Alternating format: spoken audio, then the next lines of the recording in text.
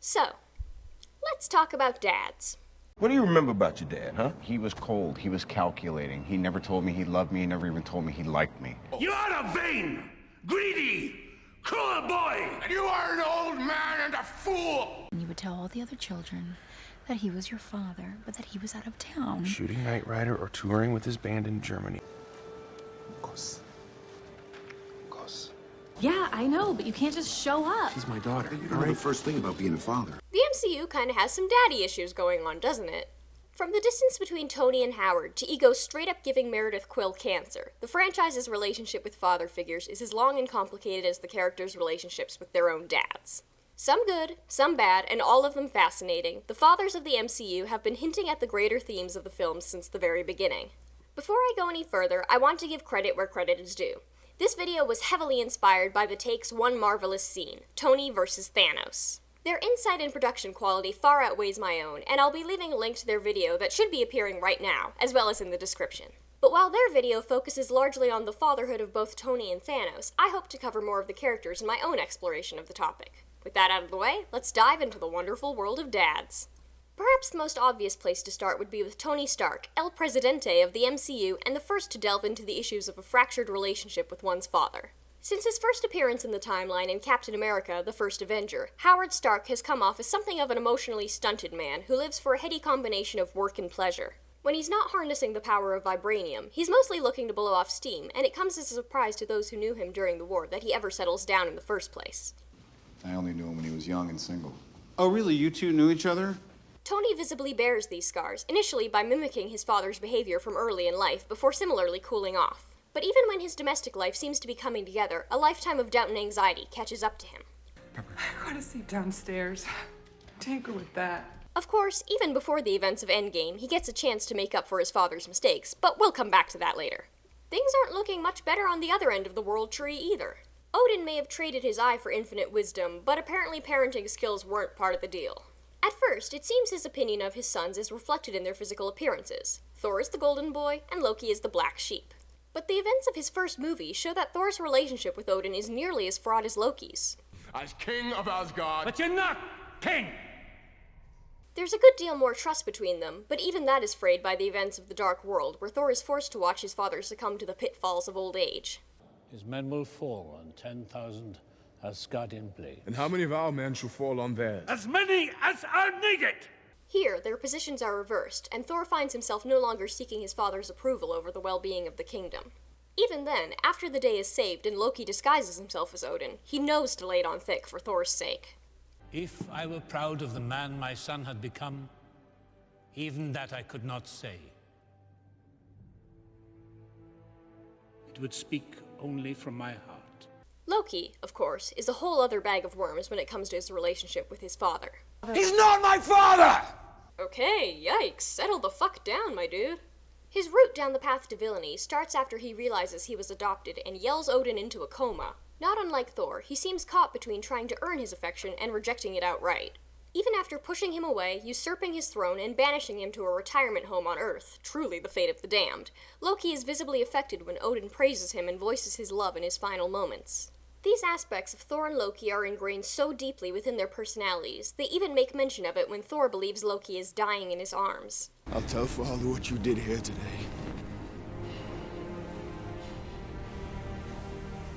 I didn't do it for him. When Loki really does meet his maker in Infinity War, one of his last acts is owning his identity as Odin's son. I, Loki, Prince of Asgard, Odin's son.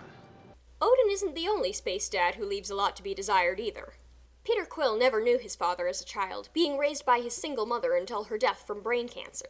Of course, it's impossible to talk about Ego without talking about the man who truly raised Peter.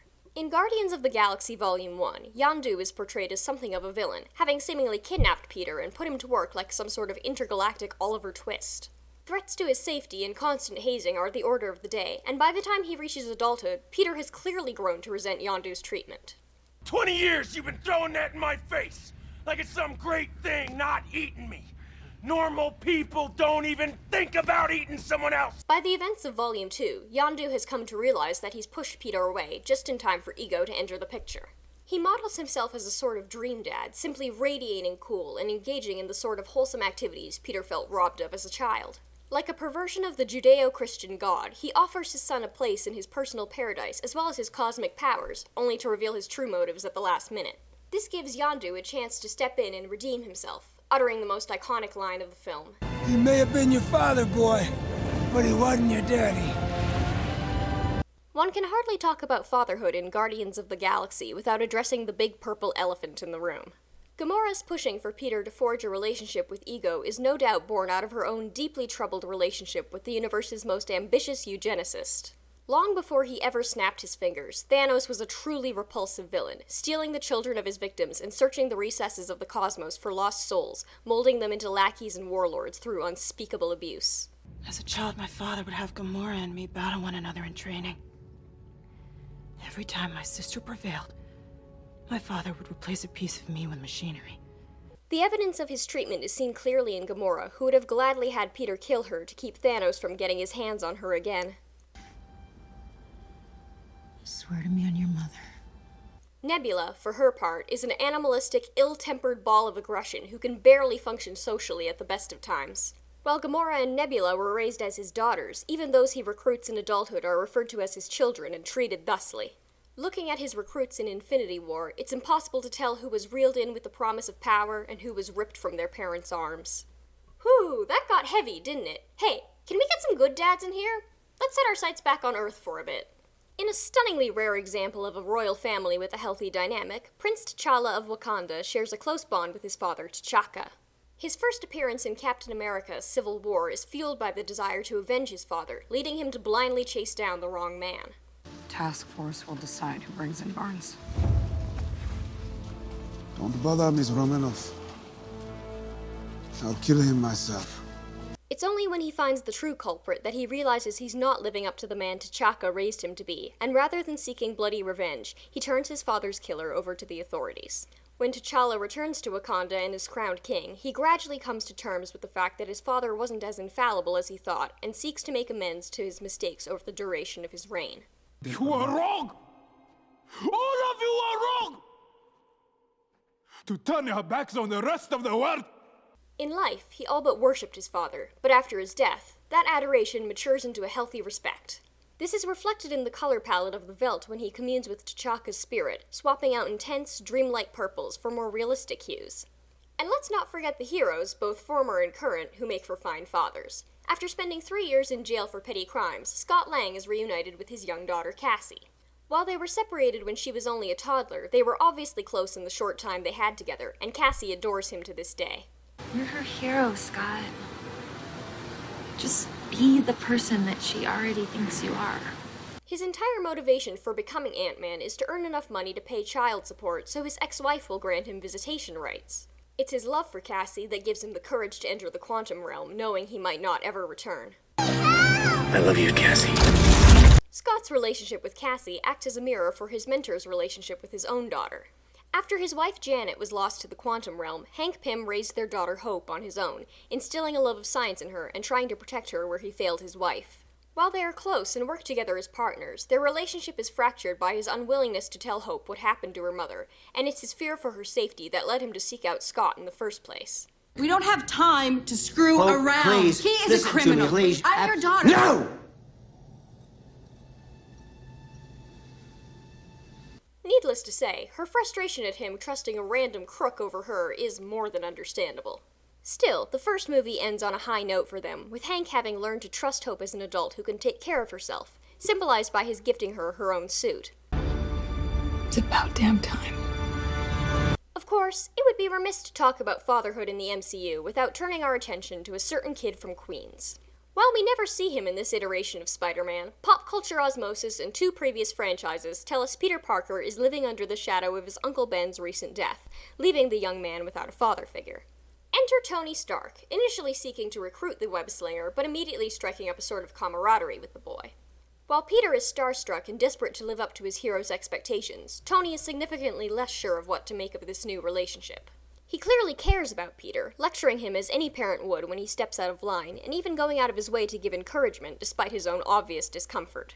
My dad never really gave me a lot of support, and I'm just trying to break the cycle of shame. I'm kind of in the middle of something right Don't now. cut me off when I'm complimenting you. All this comes to a tragic head in Infinity War when the Avengers fail to stop Thanos in a moment that broke the world's heart. I don't want to go. I don't want to go, sir. Please. Please, I don't want to go. The stage is now set for Fatherhood's last stand. Even before Peter's death, Tony speaks candidly with Pepper about his desires to raise a child of their own. If you wanted to have a kid, you wouldn't have done that. Peter ends up serving as something of a crash course for his future relationship with his daughter Morgan. While Thanos was prepared to sacrifice his own daughter to see his plans realized, it's the desire to protect his daughter that sends Tony back into the fray after years of quiet retirement, ultimately leading to Thanos' defeat.